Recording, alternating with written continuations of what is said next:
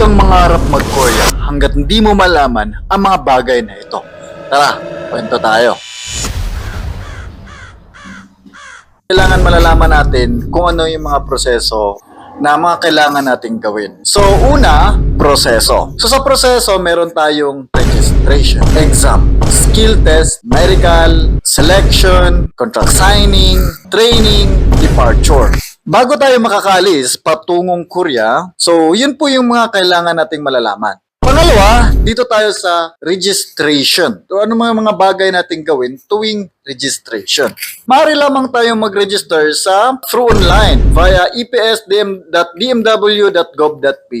Wala pong mangyayaring under the table or shortcuts. Hindi pwedeng mangyari yung mga yon. Dahil si Korea ay napaka-stricto. Kailangan natin talagang maghintay kung kailan ina-announce po ang registration. Nag-announce po yan si DMW mostly 1 week before registration. So, nanggagaling po yan kay HRD Korea. After po yan ma-post sa HRD Korea na website, doon talaga tayo magbe-base sa advisory ng DMW. Ang tanong, tuwing kailan ba nagkakaroon ng registration? Pero bago tayo magpatuloy, paklik naman yung like dyan and share para makakatulong naman din tayo sa ibang gusto din malalaman ang mga ito. So wala pong nakakaalam. So nakadepende po yan HRD Korea kung kailan po sila magbitaw ng registration. Pero based dun sa experience ko noong last year, 2024, so nagkaroon ng registration February 12, 2024. Pero nag-announce po si DMW is February 2. Kaya ang quota po nila nun is 56,000. So nakadepende po yan kung ilan yung quota na ibabanggitin ni HRD Korea. Ilang beses ba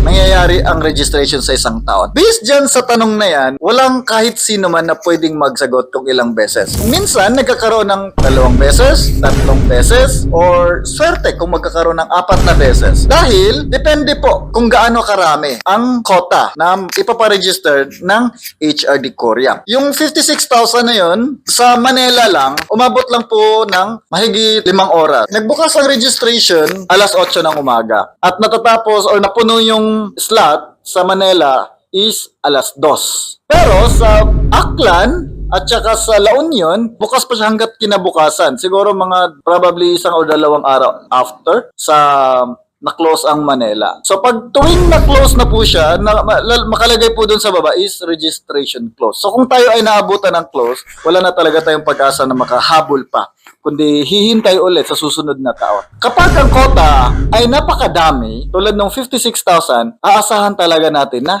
isang beses lang mangyayari sa isang taon. Okay? Dahil kailangan po yun i-screening. Siguro, yung tulad ng 56,000, ang mga final list lang na mag-exam ay nasa 40k plus. Correct me if I'm wrong. So, paki-comment na lang kung ano yung accurate talaga na mag-i-exam sa buong batch KLT 2021. O, sa batch KLT 21, hinati po yun sa 3 batches. Okay? Merong first batch, second batch, at third batch. Dahil sa sobrang dami na hindi nila ma-accommodate o hindi matatapos ng ilang buwan lang. So, nung first batch o yung batch 1, 4 po yun na buwan. Nagsimula po yung batch 1 sa March, April, May, at June.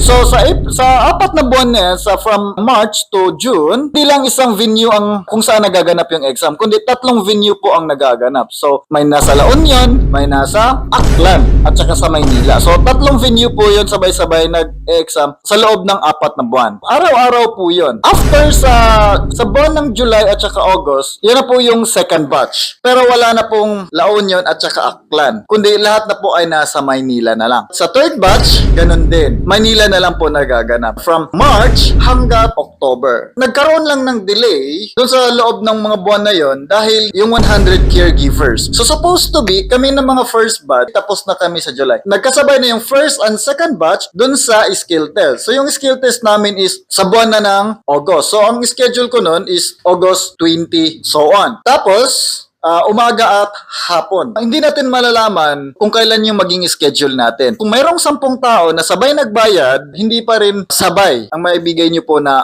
schedule sa inyo. So tulad nung sa kapatid ko, sa kaibigan ko, sabay kami nagbayad, pero magkakaiba po kami ng test date. So nag-exam po ako noong April 11, So Wednesday po yun, 8:30. Set number 38. Kami po ay 44. So 6 lang po yung pumasa sa amin. So kaya mostly, siguro sa masasabi ko, 90% ang bumabagsak pagdating sa examination. Kailangan po natin paghandaan. So pangatlo, dito tayo sa examination.